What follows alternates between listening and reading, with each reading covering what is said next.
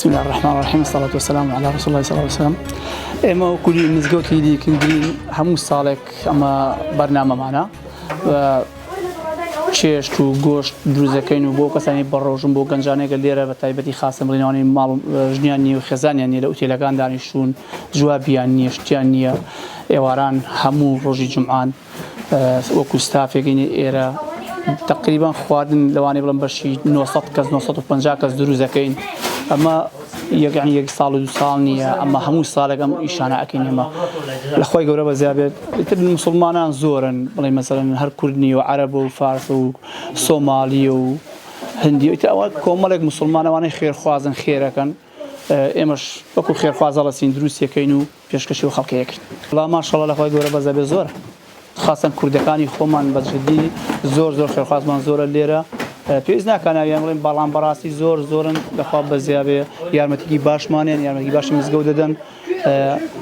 ئێستا حالی حەز بڵین بەس جومعان دروستیەکەین بەڵام ساڵانەی پێشوو لەوانەیە بڵێم هەفتەی 3 ڕۆژ خواردنمانەدا بە خەڵک شوێنی تایبەتی خۆی هەیە بۆمان دروستەکەم بۆمان لێنن ئەوان بۆمان هێنن ئێمەش لێرە تێیەکەین و جەماعەتی گەنجان لێرە شەن یارمەتیمان دەدەن و سفرەدا ئەخین بۆ خەڵکە و جەماعەتی مزگەوتی شەمووی لێرەن بە تەواوی زۆر گرینگە بەڕاستی ئەوە شتێکی زۆر تایبەتە لەخوا بەزیابێ خێرخوازمان زۆر و پێمانە بەخشن و ئێمەش بە تایبەتی لە خزمەت ئەم گەنجانەی ئێرانی ئەوانەی خاسەنەگە سینگڵن بە تایبەتیوانی ژنیان نەهێناوە ئەوانەی جوابیان نییە لە ئوتێلەکان دانیشتون هیچ ناخواردنێکیان نەبیخۆن تێگەی هیچ شتێکیان نەبیخۆن بەڕاستی خواردنیان نەدەن بەڵام خواردنە هیچ بە کەڵکیوان نایە زیاتر بڵین خواردنی پاکستانیە یا مەسەڵەن خواردنی هێلکەیە مەسەڵەن ئەوانەیە ڕۆژ پێ ناژێ بەڕاستی تۆ ناتوانین بەربەنگ بەوانە بکەیتەوە هەموو ڕۆژێ هەر هێلکە و هەر ماست و پەنیر بێ ئیتر ئێمەش نازانین لێرە لەخوا بەزیابێ خێرخوازمان زۆرە و دانیشتوین لێرە خزمەتی ئەو گەنجانە ئەکەین وە پاڵنەرە بۆ ئەو گەنجانەیەکە بێننەوە مزگەوتەوە یەکەم ساتە ڕۆژی بنیادنانی ئەم مزگەوتە 24/5/2007 بوو کە لە ڕاستیە جالی کوردی لێرە هیچ مزگەوتێکی نەبوو ئێستا لێرە نزیکی 32 مزگەوت هەیە لێرە هەر جالیەک خۆی بۆ خۆی مزگەوتێکیە فالحەمدلله کاتە ئەم شوێنەمان دۆزیەوە پاش شەوەی کە سەرەتا پۆپ بۆ دوایی کرا بە فرۆشتنی مەوادی حەمام و شتیوە ئەوجا ئێمە بەکرێمان گرت ئێمە ئەو کاتێک کە ئەم مزگەوتەمان کردەوە مدیری پۆلیسی یۆرکشەر مقاتعی یۆرکشەرمان بان کرد سوپاسی کرد چونکە شوێنەکە شوێنی 300 نەفەر خەڵک کۆبووەتی من ئەگەر ئیداری ئەم مزگەوتە نەبووە نەمەتوانین قسە بۆم خەڵکەیە بکەم ئەگەر بەگوێی من نەکەن وتی بڕۆن لە سەجنەکانیش قسە بکەن چونکە دین هێزەکە لە ناخی مرۆڤ توانای تەغییر و گۆڕانکاری و ستۆپکردنی بە خەڵکەیە پێچەوانەی قانون لە دەرەوەی مرۆڤ تەئسیر لە مرۆڤەکات ئێوە توانن لە سجنەکانیش قسە بکەن تەئسیری زۆرتانە بێ الحەمدولله پەیدا مزگەوتەکە گەورە بۆ ئێستا کە مزگەوتەکە تقریبا 2000 متر مەرەبع بێت ئەخیر و گوژمی گەورەکردنمان 3 ساڵ لەمەوە پێش تا 2 ساڵی ڕابردوو تەواو بوو بەس بەشی خوشکان نزیکی 300 تەن خۆڵمان لێ دەرکردووە 18 متر بە 14 متر بەشی پیاوانیش گەورە بووە ئێستا 1500 نەفەر نوێژمان لەگەڵەکات ئێستا جەنابی دی چەند قەرەباڵخە و ڕۆژانی جمعەیش و هەندێک ئەو ڕۆژانی شەوانشی کە تەعاتیلە خەڵک لە حەوشەی مزگەوت نوێژەکات سوپاس بۆخوا مزگەوتەکەمان دەورێکی جدی ئەبینێت بۆ گەیاندنی دینی ئیسلام بە خەڵکی مسلمان خۆی و هەروەها بۆ خەڵکی دەرەوەی مسلمانیش بە بەردەوام لەگەڵ ئێمە لەگەڵ شارەوانی دیسپەیوەندیمان هەیە کە قوتابخانەکانی یان لێرە فێری ئیسلامیانەکەین هەر بۆ نمونە مانگی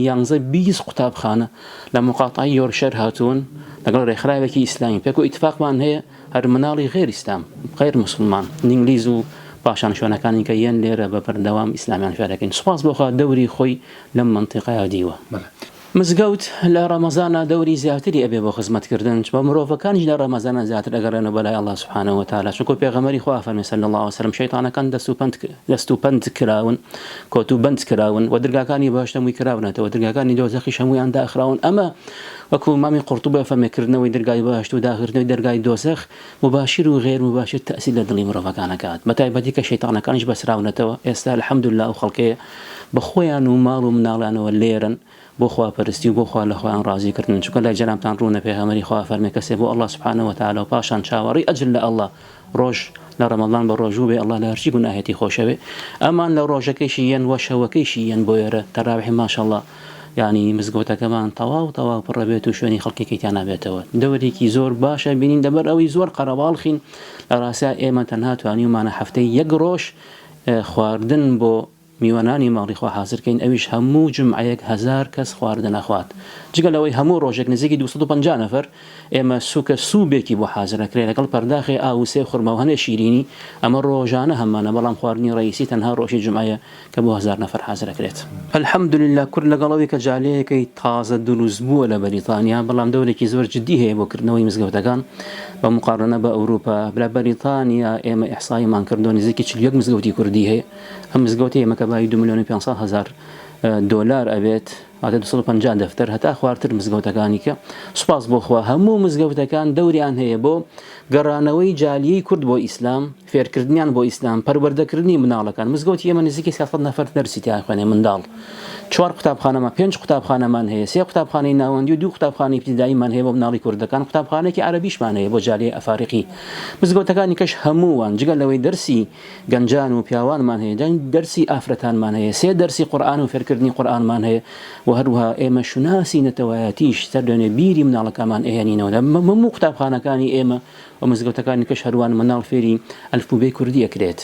پێری ئەخلاقیاتی دایک و باوک و باپیرانەکرێت جگەلەوەی کە دینەکە ئەپارێزین لە ڕاستیە شناسی نەتەوەیش ئەپارێزرێ ئەتوانین بڵین کوردی بەریتانیا دەورێکی زۆر جدی دیوە بۆ خزمەتکردنی خۆی و بۆ خزمەتکردنی کورسانیش هەر بۆ نمونە ئێمە بە هاوکاری مامۆستاکی بەڕێز و برایەکی کە کاک فەرهات لە ماوەی ئەم 3 ساڵە لە مانگی لە جەژنی قوربانە زیاتر لە 2000 حیوانمان گەڕاندۆتە بۆ کورسان و لەوێ سەربڕاوە بۆ خزمەتکردنی خەڵکی کورد بۆ بەردەوامیش کاک فەرهات دەوری خەمخۆران و فەقیرانی هەژارانی مزگەوت ینی خزمەتی هەژارانی مزگەوت ئەو دەورە بینێ بە بەردەوام بە ئەندازێ ئەوەی پێمان بکرێ ئێمە لە خزمەتی خەڵکی خۆمان نین واجبی سەرشانی خۆمان ێزانین چونکە ئەوەی کە لە خەڵکی بەریتانیا چاوەڕێکرێ لە خەڵکی سلەیمانی هەڵەبجە شوێنەکانی کە چاوەڕێ ناکرێت لێرە الحەمدولله دەروێتی خێری زیاتری داوا بە خەڵکەکە کەواتە پێویستە زیاتر ئەگەن لە خزم و کەسوکار و خۆشەویستان و هاوزمانانی خۆیان بێت بۆ بەدەمەوە چوونیان بۆ خوێناردنی سفرەیەکی پڕ بۆ ئێواری ڕۆژوەوانان بە ئەرکی سەرشانی خۆمان ێزانین لێرە لە ڕاستیە دینداری جەوێکی کێتە لە کورسان چونکە مجتەمەعی ئەم ئێرە مجتەمەعێکی جاهیلیەت تا سەر ئێسخان کە تۆ مشتەهەمە ئابینی لە هەموو بوارێک لە جاهیلیەتی سەردەمی پێغەمبەری خوا تاڵتر و تاریکترە لە ئەخلاقە لەو خراپترە لە ئیعتیقادە لەو خراپترە لە بەیع و معاملە لەو خراپترە ڕۆچوون لە جاهیلەکەیتە مزگەوت هیچ باوەشی ئیسلام سەرەکەی لە ڕاستیە خوا بە شێوەیەکی زۆر ناوازە و تایبەت ڕێزی لەم مەخلوقە تایبەتە گردوەکە مرۆڤە کە قورئانی بۆ ناردووە و باوەش بە قورئان بکات و بۆ ئەوەی هەم لە دنیا ڕێزدار و خۆشەویست بێت لە دنیا مرۆڤێکی ساق و دروست بێت و بۆ ئەو دنیاش خۆشەویستی خوا بێ ئێمە بە ئەرکی خۆمانی ئەزانین بە بێمەنەت شتێکمان پێ بکرێ بۆ خزمەتی میلەتی خۆمان چونکە ئێمە بەشێکی نەوان و ئەگەر چەند دووریش بین دڵمان بە نیشتیمان و کەسوکار و خۆشەویستانی خۆمانەوەیە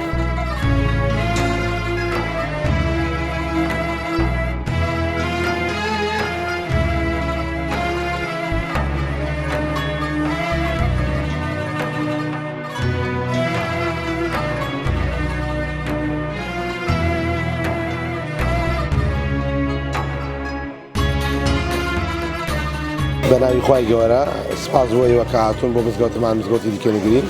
بە خێراتنی ئێوە کەم دووبارە یاخوا مانگی ڕەمەزان مانگێکی خۆش و بەرەکەت بوو بۆ موسڵمانان بە تایبەتی بۆ شارەکەمان شاری لیدز دیکەنەگرین ئەم مزگەوتەمان زۆر خۆشە هەموو چین و توێژەکانی خەڵکی ڕووی تێیەکات بە تایبەتی کوردانی زیاترە هەموو ئێوارێک ئیفتاری تیا ئەکرێ هەموو ڕۆژی جومعانیشدان خواردنی بۆ مسلمانان لە ڕێگەی کوردان و لە ڕێگەی خێرخوازیەوە دابین دەکرێن بە سەربەرشتی ستافێکی جوان لێرە ئامادەکرێت کاک حاجی فەرهاد و چەند برایەکی بەڕێز ساڵانە ئەگۆڕێن ڕێژەکە بە تایبەتی ئەم مزگەوتی دیکەنگرین ساڵ بە ساڵ زیاترە بێت ئەم ساڵ زیاتر خەڵک زیاتر بووە بۆ بەربانکردنەوە نزیکی 200 بۆ 300 کەس خەڵکیەت بۆ عیدە بۆ بەربانکردنەوە بەس کە ڕۆژی جومعان زیاترە بۆ ئافرەتانی ژیان خوشکانی بەڕێز بۆ نان خواردن پیاوان و ژنان لێرە ئەبێ بە 500 کەس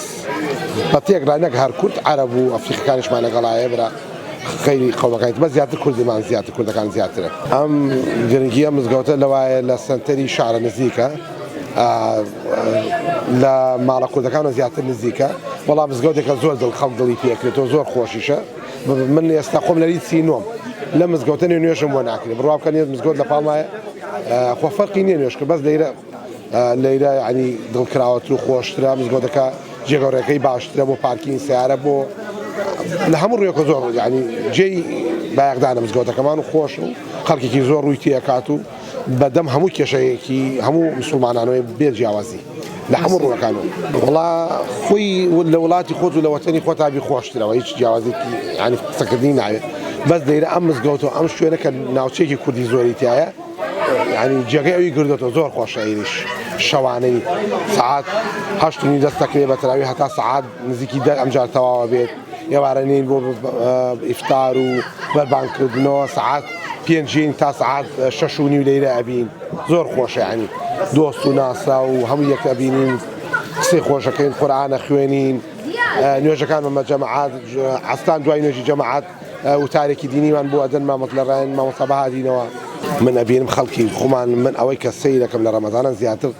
برا کوردەکانمان خەڵکانی تیژە بینین زیاتر ڕوو لە مزگەوتەکەن یعنی زۆرتر جارێ بە تایبەت جومعان بڕوا ناکەمەوە ڕێگر بێت بە تایبەتی لە ڕۆژی جومعانە خەڵکانمانەیە هیچ بە هیچ شێوەیە ئیش ناکەن هەر بۆ جومعانیان داناوە بۆ مزگەوت و بۆ عیبادەت سەرەتا بەخێراتندا نەکەین سەرچاومان مێژووی ئەم مزگەوتە بنیادانەکەی لە ساڵی 2009 بنیاددانا بەڵام مێژووەکەی ئەگەرێتەوە بە ساڵی 2000ەکان کە کوردێکی زۆر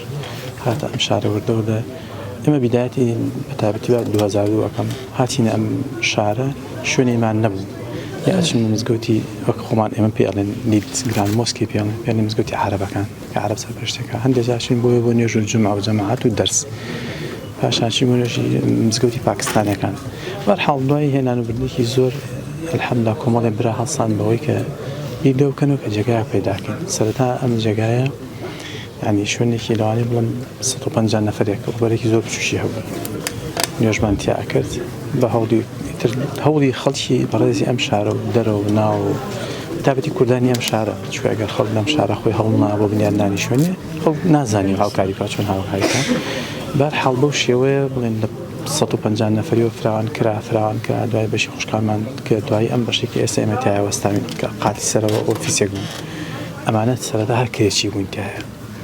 ئێتە دوای هەوڵێکی زۆری خێرخوازان دەهەموو لە دەرەوە ناوە تەنانەت لە کوردستانیش کە خەڵکی زۆر خێران بوون سیاوکاریان کردوین پارێکی باش کۆکرایەوە بەنزیکە 600,000 پاوەندی بۆ کڕینەوەی ئەم بینایە ئەم بینا کڕایەوە الحەمدولیلا دوای ئەوەش کە کڕایەوە ئەم بەشەی سەرۆ چاکرا پاشان بەوەی قەرباڵغی خەڵکە و یعنی جێگە هەر نابوویەوە هەوڵماندا بڵین هەر فراوانی کرد ئێستاش بەردەوام لە فراوانکردنین 2 ساڵی ڕابردوو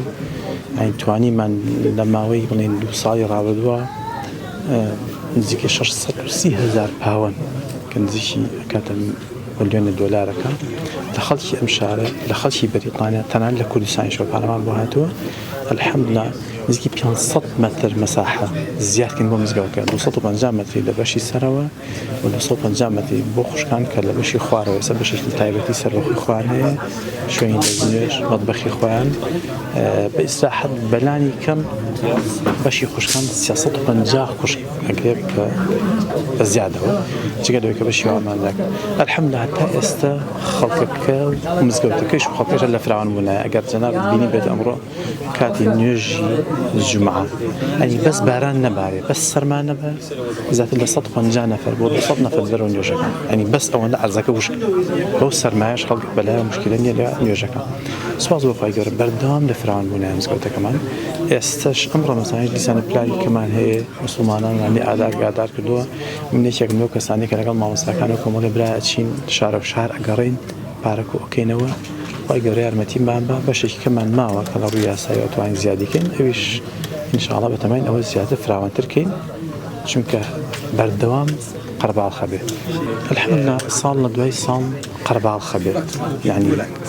ساڵانی ڕابردوو بەڕاستی پێشەوەی کە ئەم فراوانکردن دروستکەی شوێنێکی زۆر بچووکمان هەبوو ینی هەندێک جار خوشکانمان جوابەکرد لەبەرەوەی پیاوان زۆر الحەمدولیلا ساڵ لە دوای ساڵ ئێرە قەرباڵخە بێت لە هەموو نەتەوەکان تایبەتی خەڵکی کوردی خۆمان کە بە زۆربەی کوردستانی باشوور خەڵکی زۆر لێرە دێن ڕەمەزانی الحەمدولیلا ڕەمەزانێکی گەرم و گوڕە لێرە ینی مزگەوتەکەمان بە بەردەوامی فولە لە خوشکان و لە برایان ئەگەر جەناب خوشکانیش بینی بێ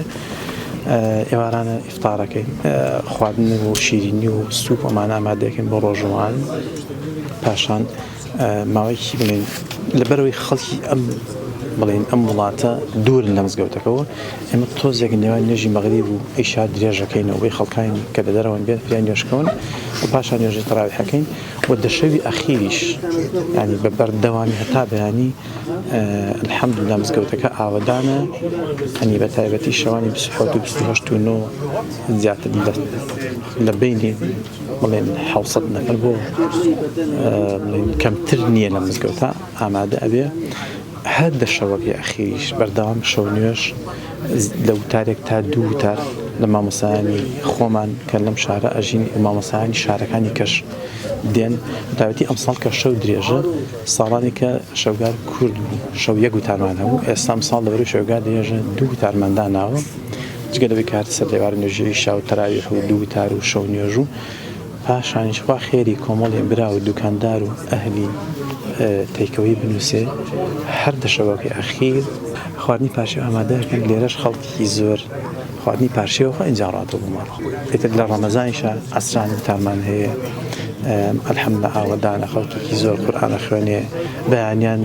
نوێژی بەیانیان ئەم ینی زیاتر لە 100 نەفەر نوێژی بەیانیەکان جگە لە ڕەمەزانیش ئێمە ئەم مزگەوتە باڵێن سەرپەرشتی قوتابخانەکانەکەم زیاتر لە 300 منداڵ و گەنجمان هەیە بە 4 مەرحەلە دەرسە خوێن لێرە زمانی کوردی فێرە بن عەقیدە فێرە بن ئەخلاق و باڵێن ڕۆشتی ئیسلامی فێرە بن لێرە بە 4 قوتابخانەمانە قوتابخانەی سەرەتاییمانە 150 مناڵ لە ڕۆژێکا دێت 4 ڕۆژ دەرسە خوێن لە هەفتەیەکە قوتابخانەی ناوەندیمانەیە بۆ بۆ کچانی 11 بۆ 18 جیاوازە بۆ کوڕانی 11 بۆ 18 جیاوازە 4 قوتابخانەشمان لێرە یعنی ئێمە لەگەڵەوەی کە فراوانی ئەکەین یعنی هەوڵێکی زۆرە دەین کە جی ئەو جیلە ئەو نەوەی خۆمان بە جۆرێک لە جۆرەکان پەروەردەی هەم ئەخلاقی ئیسلامی هەم لە ڕۆشت و کردداری باڵێن ئاینی هەموو فێر ببن چکە دەرسی عەقیدەمانە دەرسی ئەخلاقمانەیە الحەمدوللا قورئان خوێنیان تیا هەڵکەوتووە الحەمدوللا یعنی تیانە ئەتوانێ عەرەبی باش خوێنێتەوە زمانی کوردی باش خوێنێتەوە یعنی ئەمە خەمی بەڕاستی جیلەکەی دوای خۆشمانە ئێمە چۆنێ بێ لە جە و وەکوڵەکە شەوهایە کە هاتوین تا ڕادەیەک شتێکمان پێیەکە خۆمانی پێ پارێزی بەزنەوەی دوای ئێمە الحەمدوللا ئەمە هەموو خەریکی پێگاندنی منداڵانی لە کوڕ و لە کچان ئیترەوە ئەو جیلی دوای ئەمە جوان کە خەریکە پێ ئەگەن ینی ساوە قەدە منداڵانمان هەیە دکتۆرمان هەیە مهندسمان هەیە محامیمانی هەموو سەرەتای ینی ئەگەنە باڵێن ئیش و کاری خوان ئەویش الحەمدوللا لە مزگەوتە باڵێ هەر خەریکی پەروەردەی تە لە هەموو ڕوویەوە الحمدلله رب العالمين الرحمن الرحيم مالك يوم الدين إياك نعبد وإياك نستعين بناوی خۆم و کارمەندانی مزگەوتەکەمانە مزگەوتی لینکن گرین بەخێراتنی جەنابتانەکەین پیرۆزبای ڕەمەزان لە هەموو مسلمانان و لە کوردانی شاری لیدز بەتایبەت ئەکەین هیوادارین ڕەمەزانێکی پڕ لە خێر و خۆشی بێ بۆ مسلمانان ئێمە لە مزگەوتی لینکن گرین چاودێری بەشی ژنانەکەین سپاس بەخوای گەورە خەڵکێکی زۆر هێن بۆ تەراویح ئەمێن نەوانێت تەراویحەکەن و لە هەفتەکەشە ڕۆژێکمان هەیە ئیفتاریتایە لە ڕۆژی جومعانایە بۆ هەموو قومێتەکانە و مزگەوتەکەشمان دەرگاکەی کراوەیە لە ڕەمەزانە بۆ خزمەتکردنی هەموو مسلمانان لە هەموو چین و توێژە جیاوازەکان و هەموو قومێتەکان هەروەکو ئاشکراشە بۆ هەمووان ڕەمەزان تایبەتمەندێکی خۆی هەیە بەتایبەتی بۆ کوردان کە لە تاراوگەن لەبەرەوەی هیچ شوێنێکمان نییە غێری مزگەوتەکان نەبێکەتیایە کۆ بینەوانێ ڕەمەزانی دەرفەتێکی تایبەتە بۆ ئەوەی خوشکان و برایان هەموو لێرە کۆ ئەبنەوانێ عیبادەتەکانی خۆیانەکەن و پەیوەندی کۆمەڵایەتی چونتر ئەبێتەوە لە بینی هەموو قومێتەکانە عیبادەتەکانەکەین و ئەمێنینەوانێ بۆ شەوانی دای شەوی ئەخیر بۆ لەیلەتول قەدریش ئەمێنینەوانێ و خزمەتگوزاری بەردەوامە بۆ هەتا نوێژی بەیانی بۆ هەمووان ئێمە وەکو قومی کورد کە لە کوردستان بووین مزگەوتەکان دەرگای کراوەیە بۆ ژنان و بۆ هەموو توێژەکان کە ئەچن عیبادەتەکانی تیاکەن بە هەمان شێوە لێرەش مزگەوتی لینکن گرین دەرفەتێکی زۆر گونجاو لەباری ڕەخساندووە بۆ هەموو خوشکان چی لە قومێتی کورد بێ لە قومێتەکانی کرد هەموو لێرە کۆ بینەوانێ عیبادەتەکانەکەین و لە کاتەکانی تریشا بێتگە لە ڕەمەزان دەرس و گەورە تایبەت تەرخان کراوە بۆ فێربوونی قورئان بۆ فێربوونی مەکتەب بۆ مناڵەکانمان بۆ پێگەیاندنیان بۆ پەروەردەکردیان لە ڕووی پەروەردەی ئاینیەوە لە ڕووی کەلچەر و زمانی کوردیەوانە هەموو خزمەتگوزاریەکانیان دابین کردووە و ئیدارەی مزگەوتیش زۆر یارمەتی دەرە بۆ جێبەجێکردن و بۆکردنەوەی دەرگای بۆ هەموو قەومێتەکان بەتایبەتی بۆ کوردان کە لە تاڕاوگەین لەبەر ئەوەی ژینگەکە ژینگەیەکی مسلمانانە نییە بەمانای ئەوەی کە هەموو قەومێتەکە مسلمان بێت و بەرنامەیەکی ئیسلامیانە حکومەتەکە بەڕێوەی بەرێ لەبەرەوە زۆر ضرورە بۆ خێزانەکان بەتایبەتی کە مناڵی وردیان هەیە و مناڵەکانیان لە گەشتونەتە تەمەنی ئەوەی کە بچنە مەکتەبانێ و تەمەنی تینەیجەی و گەنجێتیوانێت زۆر پێویستە کە بێنە مزگەوتەکانەوە بۆ ئەوەی ئاشنا ببن بە دینی ئیسلام بۆ ئەوەی فێری پەروەردەیەکی دروست ببن تاکو بتوان بەرەنگاری ئەو تەوژمەی سوسیال میدیا و ئەو تەوژمەی کە لە دەرەوە هەیە بتوان ڕوبەڕووی بوەستنەوانێ و کەسایەتێکی گونجاوی مسلمانانە پیشانی دەوروبەرەکانیان بن. بسم الله والصلاة والسلام على رسول الله. طبعا ئەم مانگە بەرنامەیەکی تێر و تەسەلمانەیە شکر بۆ مانگی ڕەمەزان هەموو ئێوارەیە گیفتاریمان هەیە و هەموو ڕۆژانی ئێوارەی جومعان خواردنمان هەیە بۆ تقریبا 1000 کەس و ڕۆژانە بەرنامەمان دوای نوێژی عەسر هینێکمان هەیە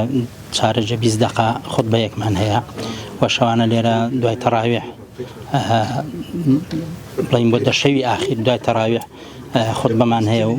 هەتا دەگاتە سەڵات و تاجود و خوتبەمان هەیە و مامۆستایان لە شارەکانی کەوە دەعوەت دەکرێن بۆ ئێرە وە کۆمەڵێکی زۆر لە خەڵکی پێشوازیان لێەکەن و بەڕاستی جێگایەکی بایەخە مزگەوتی لیکینگرین کە کوردانی شاری لیدس بە گرنگیەوە سەیری دەکەن و هەموو کوردانی کۆ کردوتەوە و قوتابخانەمان هەیە لە مزگەوتەکەیە تقریبا 280 قوتابیمان هەیە لە سەرەتای و هەمانە هەتا 15 ساڵی کە خزمەت بە دانیشتوانی شاری لیدز دەکەن و هەروەها ڕۆژانی جومعە زیاتر لە 1000 کەس لە مزگەوتەکەدا الحەمدوللیلا. هێشتا ئەم مزگەوتە هەر چەند جارێک گەورەمان کردووە بەڵام هێشتا نەفەرەکان هەر زیاتر دێن لەبەرەوەی لە سەنتەری شاری لیدزدایە و بەرنامەمانە ئینشاڵڵا گەورەتری بکەین و بۆی زیاتر جێگای مسلمانان بێتەوە و خێر و ئەجرێکی زیاتریش بۆ ئێمە و مسلمانان بنووسرێن. گرنگی مزگەوت لە ئەوروپا بەتایبەتی لە بەریتانیا گرنگیەکی زۆری هەیە، یعنی ئەم مزگەوتە نەبێ کوردەکان بە مانگ بە دوو مانگ یەکتر نابینن. ئێمە هەموو ڕۆژە لێرە یەکترە بینین لە جەماعەتە دین هەموو ڕۆژەوە لە جومعانە زیاتر لە زۆربەی کوردەکان لێرە بەیەکەوە ژێن و باری کۆمەڵاتی لێرە بڵین ئافرەتانیش مناڵانیش دێن جێگای ئافرەتانمان هەیە زیاتر لە 400-500 ئافرەت دێ لێرە کۆبوونەوەیان هەیە و خواردنیان هەیە و دەرس و دەوریان هەیە قورئان خوێندنمان هەیە. ڕاستی گرنگێکی زۆری هەیە مزگەوت لە ئەوروپا. ئەگەر مزگەوتەکان نەبێ باری کۆمەڵایەتی بە تەواوی دەڕوخێەوە یەکتر نابینی بۆیە بۆ لایەنی کۆمەڵایەتی و ئیجتیماعی زۆر گرنگەوە بۆ لایەنی دینی بەڕاستی پشتیوانێکی گەورەیە بۆ مەشاکیلی خەڵک پشتیوانێکی گەورەیە و بۆ نەوە پێگەیشتەکان تازەکان بۆ مناڵان کە فێری قورئان خوێندن و تربیەتی ئیسلامیە بن خۆڕەوشتی ئیسلامی بەڕاستی گرنگێکی زۆری هەیە بەبێ مزگەوت ژیان لە ئەوروپا زۆر سەختە و ناشکرێ. الحەمدوللیلا کوردەکان لێرە بەتایبەت لە بەریتانیا مزگەوتمان زۆرە، نزیکەی 40 مزگەوتمان هەیە لە شاری جیاوازەکان. ئەمانە یعنی بەڕاستی پشتیوانێکی گەورەم بۆ ڕەوەندی کوردی لە ئەوروپاوە ئەوەکو ئەیبینی خەڵکانی کەش دێ لە مسلمانە لە پاکستانی دێ لە عرب دێ لە سۆماڵی و سوودانی دێەوە مزگەوتەکە ئێمە زیاتر نیوەی زیاتر ئەوانن کە ڕۆژانە لە جەماعەتمان هەموو فەرزەکان تقریبا 150-200 کەسە. بەڕاستی پشتیوانێکی گەورەیە و الحەمدوللیلا ڕەوەندی کوردی لە ئەوروپا بەتایبەتی لە بەریتانیا جێدەستی دیارە لە مزگەوتەکان. 40 مزگەوتمان هەیە لە بەریتانیا ئەوە مزگەوتی زۆر باش و گەورەشمان هەیە.